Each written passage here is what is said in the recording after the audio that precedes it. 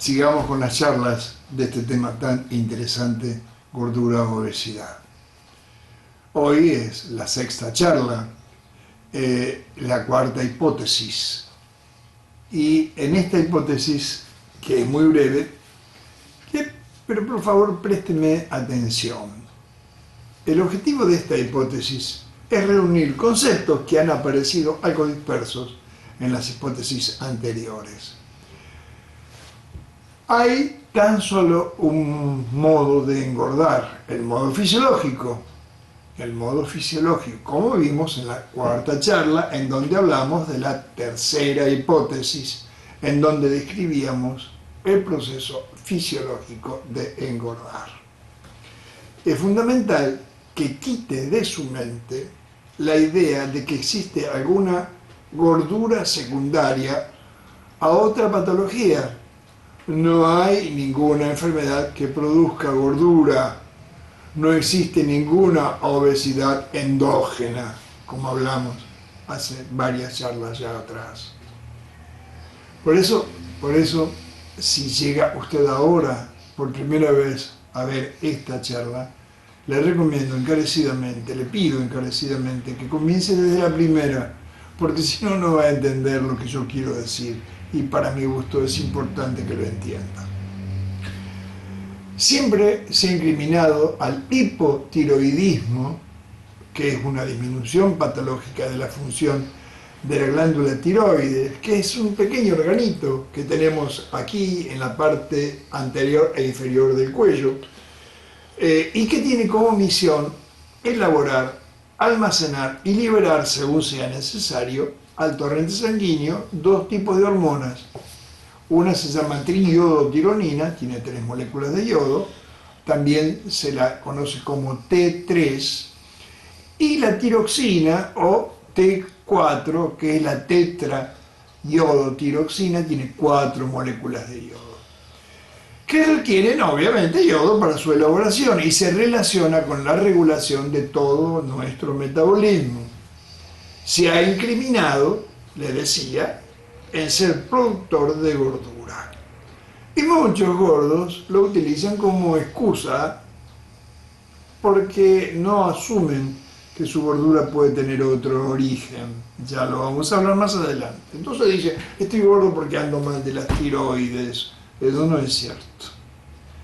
Pero no, eso de pensar que el hipotiroidismo produce gordura no es más que otra falacia. Es otra errónea interpretación de la evidencia. En realidad, el hipotiroidismo solo conspira para que todo aquel que tenga tendencia a guardar energía en forma de grasa, que es lo normal y fisiológico, lo haga con mayor facilidad. El que padece esta tan común afección, especialmente en las cuencas de los grandes ríos o en las montañas, porque no hay yodo, durante millones de años el agua de lluvia se absorbe en la tierra, disuelve el yodo que hay en la tierra o que había en la tierra, se lo lleva al río y el río se lo lleva al mar. Por eso el agua de mar tiene yodo y el agua del río casi no lo contiene. Entonces les decía, en realidad el hipotiroidismo solo conspira para que todo aquel que tenga tendencia a guardar energía en forma de grasa, que es lo normal y fisiológico, lo haga con mayor facilidad. El que padece de esta tan común afección, a causa de ella, tiene una gran tendencia a disminuir su actividad física. La falta de realizar cualquier tipo de actividad es uno de los síntomas cardinales de esta enfermedad. Se denomina síntoma cardinal al síntoma de mayor importancia para el médico, de quien depende establecer la identidad de cualquier patología. El hipotiroide es tranquilo, reposado, abúlico, prefiere sentarse a leer que salir a caminar, quedarse a ver televisión, que entretenerse con algún tipo de ejercicio. No existe en todo el planeta ningún hipotiroide que sea hiperactivo. En medicina, muy pocas veces se puede mencionar el 100%. Esta es una de ellas, es una de las pocas veces. El 100% de los hipotiroides no son hiperactivos. Si encima de todo esto su alimentación es tan mala como la de la mayoría en los tiempos actuales, su tendencia a engordar ha de ser mayor que la que sus genes le habían predestinado. Se mueve poco, luego necesita de menos energía, por lo que tendrá más facilidad o posibilidad de acapararla en forma de grasa si consume carbohidratos en proporción igual o mayor a las necesidades usuales del promedio de la gente. Cuando el hipotiroidismo es muy importante y no se recibe medicación para resolver los problemas que ocasiona, que son muchos, se establece en sus portadores un signo clínico al que se denomina mixedema. Edema, hinchazón, producido por una sustancia gelatinosa densa que hace aumentar lógicamente el peso de quien la lleve, pero que no es gordura. Si apelamos a la definición estricta de esa palabra, de la que hablamos en la primera hipótesis, en la segunda charla. Hay otras enfermedades, no vale la pena describirlas aquí, que también promueven una elevación de medidas y peso, pero que a causa de un aumento del tejido, pero no a causa de un aumento del tejido adiposo. Obviamente, cualquier persona que padezca cualquier problema de salud que promueva un aumento de peso y de medidas, tiene además todo el derecho de estar gordo. En estos casos, deben ser avisados que el tratamiento específico de la patología que los aqueje no hará desaparecer la gordura de base.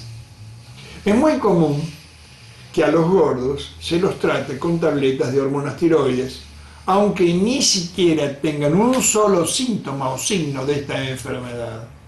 Eso también es iatrogenia. Ya vimos la definición de este término también en la primera hipótesis, o sea, en la segunda charla. Luego de todo lo anterior, creo que no hace falta aclarar que solo existe una forma lógica de adelgazar: el modo fisiológico. Hagámosle cumplir su función a la grasa de depósito y el adelgazamiento ha de ser el resultado forzoso. No hay otra manera. Si una persona consume en forma cotidiana menos hidratos de carbono que lo que necesita como fuente natural de energía para poder realizar sus actividades acostumbradas, su organismo recurrirá invariablemente al modo más económico del que dispone: transformar las grasas acumuladas que acumuló cuando hiperconsumía carbohidratos, las transforma de vuelta en glucosa para usarlas como combustible o como elemento plástico en mucha menor medida. En esto hay una sola excepción, pero de eso hablaremos dentro de algunas semanas. Esta única forma lógica de adelgazar no puede ser acelerada con ningún artilugio, salvo aumentando el consumo energético con algún tipo de actividad extra, como veremos más adelante en la 16ª hipótesis, en la hipótesis número 16. Otro tipo de tratamiento adelgazante que no se base en la disminución de la cuota cotidiana de carbohidratos y o en el aumento del gasto energético es contra natura. Una curiosidad podría asaltarlo en este momento y usted puede pensar: ¿por qué entonces, si de hace tantos años el común de la gente gorda sigue sometiéndose a dietas de hambre o a medicamentos que quitan el hambre, pretendiendo solucionar su problema? También esta respuesta es simple. Primero, porque la información que han recibido siempre es que solo se adelgaza comiendo poco. Segundo, porque inconscientemente están cambiando un conflicto eclipsante, primera vez que pronuncio esto, conflicto eclipsante. Ya hablaremos de este fundamental tema en la 6ª hipótesis. Su gordura, conflicto eclipsante de su gordura, por otro de igual valor, el sufrimiento que han de padecer con esos métodos, con el objeto de librarse de su grasa, de su problema. ¿Es eso saludable? Decididamente no es saludable. Lo entenderé mejor dentro de un ratito, en la próxima hipótesis. En mi vida he conocido a algunas personas que ahora delgadas me han contado que en una época, algunas durante mucho tiempo, han estado gordas, algunas muy gordas, que se sometieron a dietas de hambre o cualquier otro tipo de método no fisiológico, enflaquecieron y luego, desde hace muchos años, se transformaron en delgadas. Ahora son personas delgadas.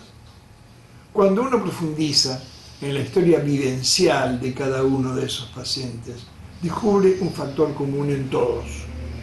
Tenían uno o varios conflictos mientras estaban gordos y por esa gracia del destino se resolvieron alrededor de la época en que intentaban su último tratamiento. Por lo que una vez logrado lo que se proponían, ya no tuvieron necesidad de eclipsar nada, volviendo a engordar o obsesionándose con el temor siempre latente de retornar a aquel estado. No abundan ese tipo de personas, no abundan, pero todos han de tener noticia de alguna. El problema que plantean es que casi todas quieren convencer a los gordos que se cruzan en sus vidas de que hagan lo mismo que ellas hicieron con la ilusoria, pero altruista, esperanza de que si siguen sus consejos conseguirán sus mismos logros. Es lo que se ve en algunos de los coordinadores de los grupos de autoayuda, por ejemplo, es lo que hacen muchos de los médicos que pasaron por esa experiencia. La de los coordinadores me parece una actitud bien intencionada, noble, loable, improductiva, pero loable y noble. La de los médicos, esos que aconsejan a todos hacer lo que ellos hicieron para que puedan para lograr lo mismo que ellos lograron, me parece, no sé cómo decirlo, no quiero ser tan radical, simplemente le comentaré que no me gusta nada esa actitud. Si le ha gustado todo lo que ha escuchado hasta ahora, por favor, compártalo con sus amigos. Y recuerda, no viene mal de vez en cuando empezar a leer hipótesis anteriores para que le refresque lo que ahora estamos diciendo y lo que vamos a decir. Es muy importante para que lo entiendan todo muy bien.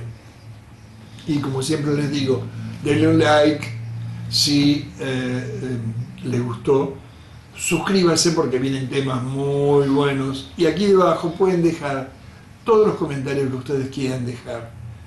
Si hay alguna pregunta importante, háganla. La vamos a contestar con todo gusto porque quiero que se aclare todo. En la próxima semana tocaremos un tema muy importante. No debemos confundir adelgazar con enflaquecer. Les aseguro que es un tema muy valioso. A mí me encanta ese tema. Así que bueno, en la próxima charla, no en la próxima semana, sino en la próxima charla, que a lo mejor es en esta semana, ya les voy a avisar. Por eso quiero que se suscriban. Vamos a hablar de ese tema. Chao, hasta luego.